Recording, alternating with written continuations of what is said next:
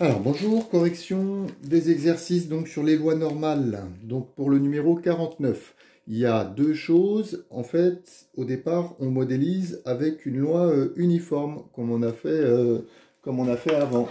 Donc la variable aléatoire, elle n'est pas donnée, donc c'est à vous quand même de la définir.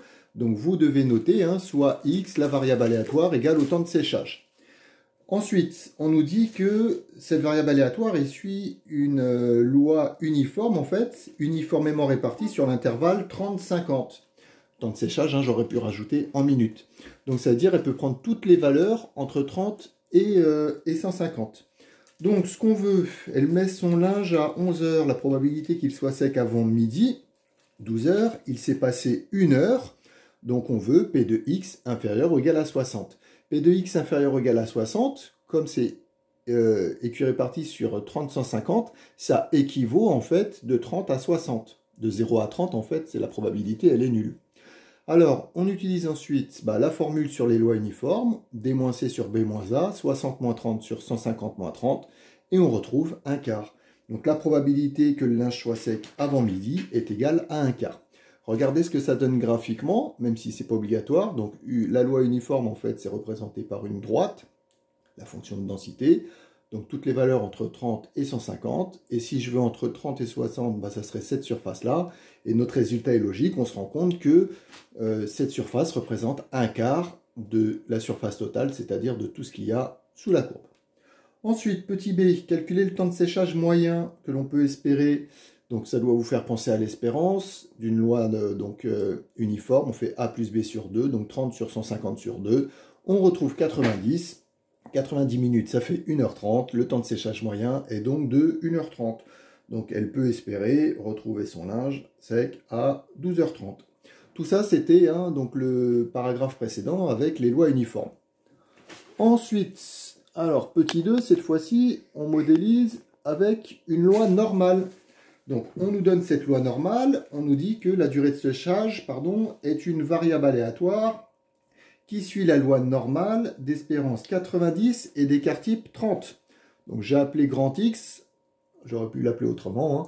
Une loi normale suit une loi normale. Donc je vous rappelle, les deux paramètres, c'est l'espérance 90 et dans les paramètres, on met la variance, c'est-à-dire l'écart type au carré. Donc si on vous donne l'écart type, il faut mettre 30 au carré ou 900 en fait ici. D'accord? N'oubliez pas, on vous donne toujours espérance et variance dans les paramètres.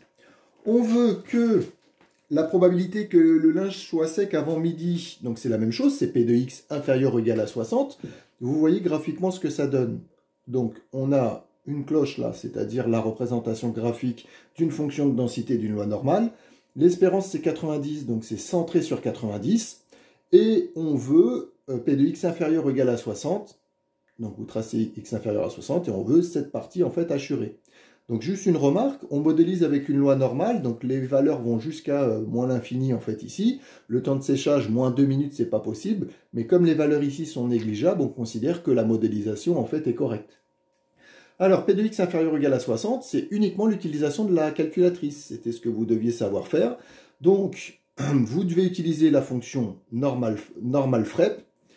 Les deux bornes, donc un très grand nombre négatif, vous mettez moins 10 millions, moins 10 puissance 99, même si vous mettez 0, ça n'aura pas beaucoup de différence, mais mettez un très grand nombre négatif, donc moi j'ai mis moins 10 puissance 99, la deuxième borne 60, donc de moins l'infini à 60, et les deux paramètres de la loi, ça s'est effacé, donc l'espérance 90, et faites attention, dans la calculatrice, vous rentrez l'écart type, c'est-à-dire 30, donc variance pour la loi ici, mais écart type pour la calculatrice.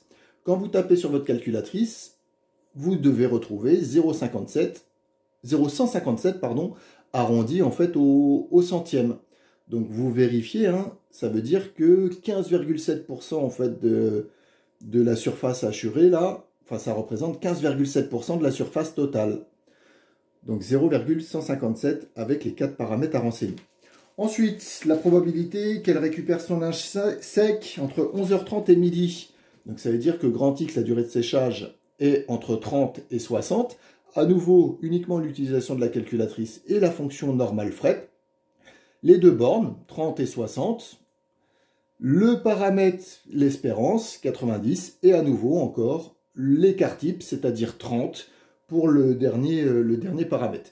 Vous tapez tout ça sur votre calculatrice et arrondi au millième, hein, j'ai dit au centième tout à l'heure je crois, donc au millième, 0,136, ça veut dire que entre 30 et 60, il y a 13,6%, donc vous voyez qu'entre 0 et 30 déjà, bah, c'est négligeable, et si on faisait inférieur à 0, bah, ça serait encore plus négligeable.